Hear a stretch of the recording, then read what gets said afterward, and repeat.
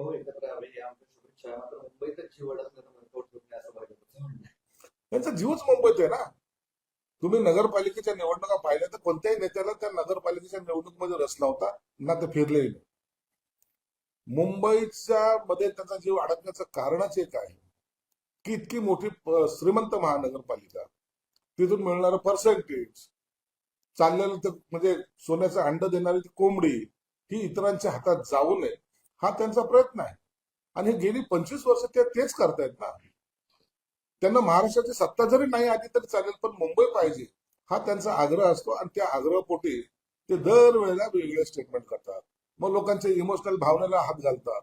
मुंबई महाराष्ट्रापासून तोडणार, मराठी माणूस आता जागा हो, हे सगळं जे काही डायलॉग आहेत ना ते फक्त त्या कोंबडीने दिलेल्या त्या सोन्याच्या अंड्यासाठी. सामनामध्ये असं आलंय की मुंडे म्हणतात आता माझी शिवसेना खरी, काय खरे आणि काय खोटे हे राज्यातील सामान्य जनता ओळखून आहे. ज्यांनी आपला विजय मोदी शहांच्या चरणी अर्पण केला त्या चोरांच्या तोंडी शिवसेना पवित्र शोभत नाही. याच मोदी शहानी धनुष्यबाण चोरला आणि महाराष्ट्रातील अट्टल बेमानांच्या हाती सोपवला. आता यांना कितीही बोंबललं ना, जनतेने कौल दिलेला आहे. तुम्ही एक लक्षात घ्या, एखादी निवडणूक माणसाने जिंकली तर त्याला आपण इमोशनली किंवा काहीतरी कुटाने केले असं म्हणू शकतो. उबाटाच्या या सगळ्या स्टेटमेंटला आम्ही काही जास्त महत्व देत नाही.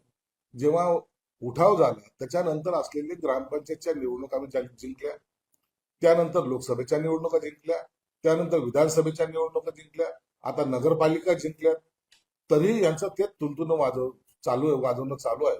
म्हणून आता यांनी फक्त आमच्या नावाने बोंबलत राव. यांचा दिवस एकनाथ शिंदे साहेबांचं नाव घेतल्याशिवाय निघत नाही आणि सूर्य सुद्धा तोपर्यंत मावळत नाही. म्हणून सकाळ संध्याकाळ आणि झोपेतही एकनाथ शिंदेला टार्गेट कसं करायचं, त्या शिंदे साहेबांना कसं मागं खेचायचं हा प्रयत्न यांचा असतो. परंतु यांना कधीही यश मिळणार नाही तेवढं सत्य आहे. मुंबई महानगरपालिका ही आम्हाला जिंकायची आहे. महायुतीचा झेंडा त्या ठिकाणी फडकवायचा आहे. दोन्ही भाऊ एकत्र यावे ही आमच्या शुभेच्छा. मात्र मुंबईतच जीव अडकल्याचं म्हणतो तुम्ही असं भाजपचं म्हणणं आहे. त्यांचा जीवच मुंबईत आहे ना. तुम्ही नगरपालिकेच्या निवडणुका पाहिल्या तर कोणत्याही नेत्याला त्या नगरपालिकेच्या निवडणुकीमध्ये रस नव्हता ना ते फिरलेही नाही.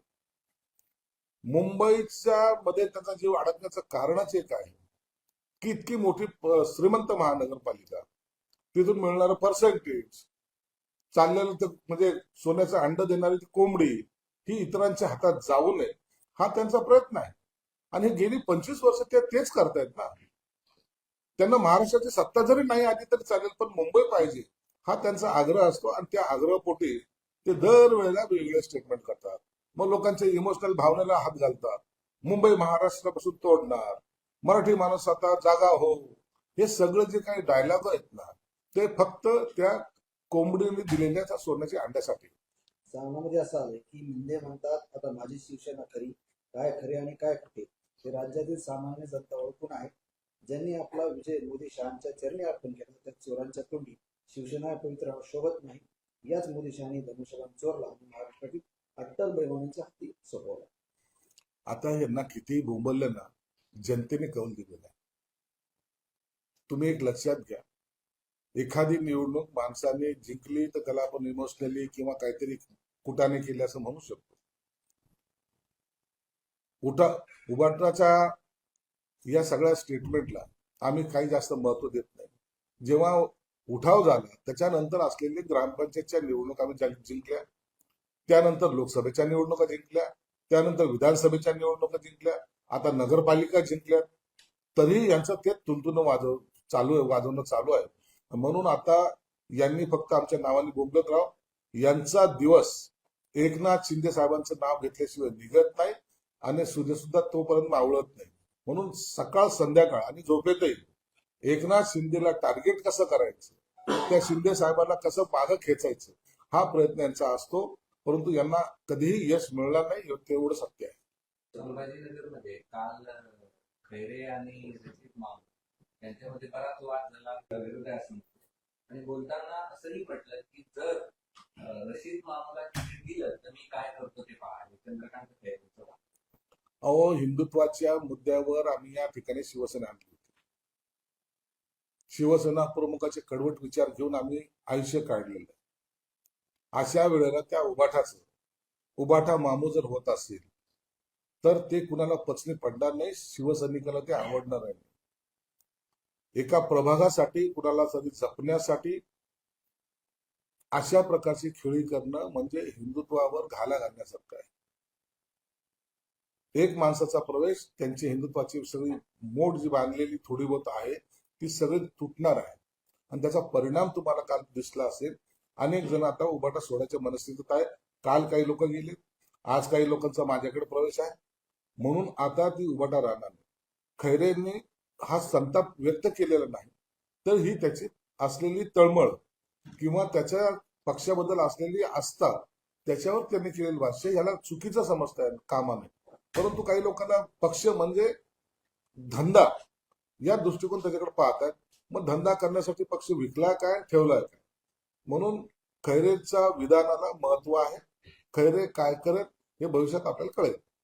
दानवेंनी तुम्हाला याच्यावर टीका केली, आपला तो पिंट्यान दुसऱ्या बाब सिल्लोडचे मामू कसे चालतात आणि ते आता निवडून आलेले 25 मामू कसे चालतात धनुष्यबाणाचे. एक लक्ष त्याला त्याचं तेच राजकारण कळत नाही ना. अब्दुल सत्तार हा जो उभा राहिला त्याने पक्षामध्ये प्रवेश केला तर त्याला त्या ठिकाणी त्यांनी त्याची सर्व ताकद ही धनुष्यबाणावर लावली, धनुष्यबाणावर तो निवडणूक लढले. आता तुम्ही यांना घेऊन जे काही करणार आहात त्याचा परिणाम काय होईल ते लक्षात घ्या. एमआयएमचे मत घेऊन विधान परिषद सदस्य होताना काही वाटलं नाही का तुम्हाला? तेव्हा कुठे गेले होते तुम्ही? म्हणून तुम्ही इतरांवर टीका करणं बंद करा. पक्षाला जे आता मोठं कुलूपाना गोदरेजचं आणि त्या दरवाजाला लावा. टाळं लावण्याची वेळ आता तुमच्यावर आलेली. महाराष्ट्रातील सर्व बातम्यांचे विश्वासार्ह व्यासपीठ